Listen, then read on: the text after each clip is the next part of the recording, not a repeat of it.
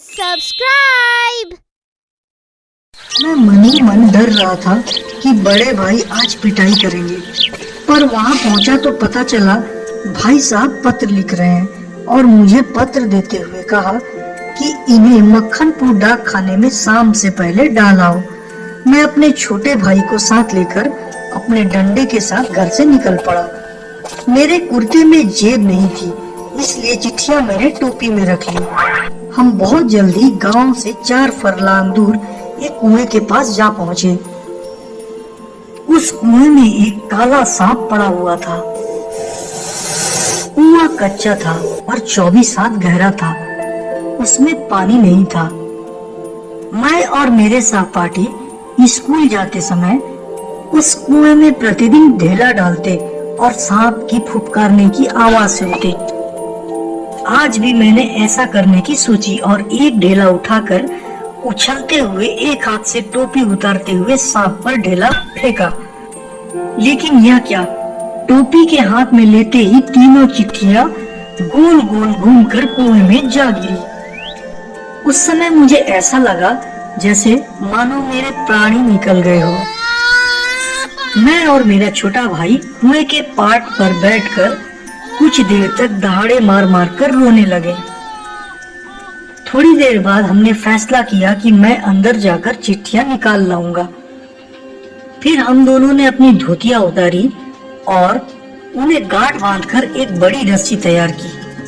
रस्सी के एक छोर पर डंडा बांधकर उसे कुएं में गिरा दिया और दूसरी छोर को एक लकड़ी से बांधकर मैंने छोटे भाई के हाथ में दे दिया।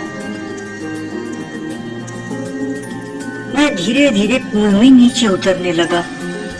नीचे सांप फन फैलाकर बैठा हुआ था। मेरी आंखें सांप के फन पर टिकी हुई थी। कुआं बहुत संकरा था, इसलिए वहां डंडा चलाने का स्थान न था।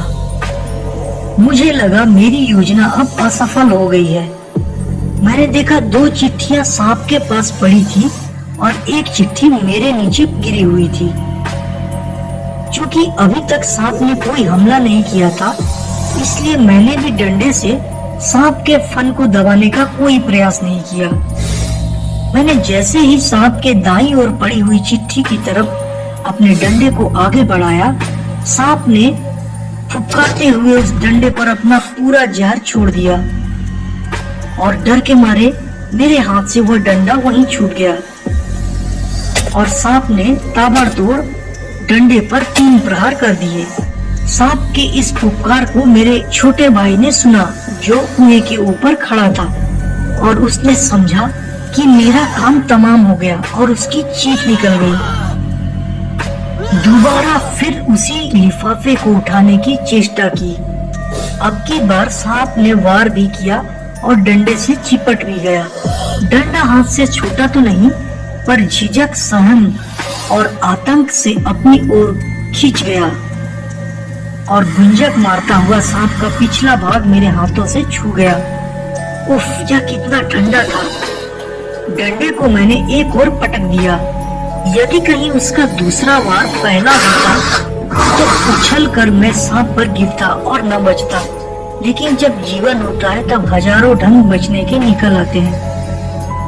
डंडे के मेरी ओर खींच आने से मेरे और सांप के आसन बदल गए।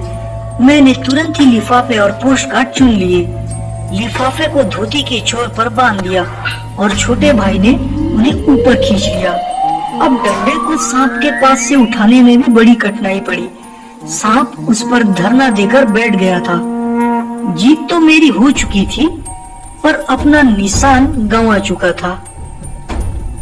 आगे हाथ बढ़ाता तो सांप हाथ पर वार करता, इसलिए कुएं की बगल से एक मुट्ठी मिट्टी उठाकर मैंने उसके दाईं ओर फेंकी कि वह उस पर झपटा और मैंने दूसरे हाथ से बाईं ओर से डंडा खींच लिया।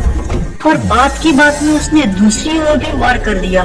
यदि बीच में डंडा ना होता तो पैर में उसके दांत गड़ गए होते।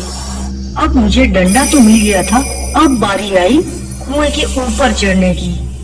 लेकिन यह मेरे लिए कोई कठिन कार्य न था। केवल हाथों के सहारे, पैरों को बिना कहीं लगाए हुए मैं 36 फुट ऊपर चढ़ा। बाहें भर गई, छाती फूल गई, पर एक एक इंच सरक सरक कर अपनी भुजाओं के बल में ऊपर चढ़ आया।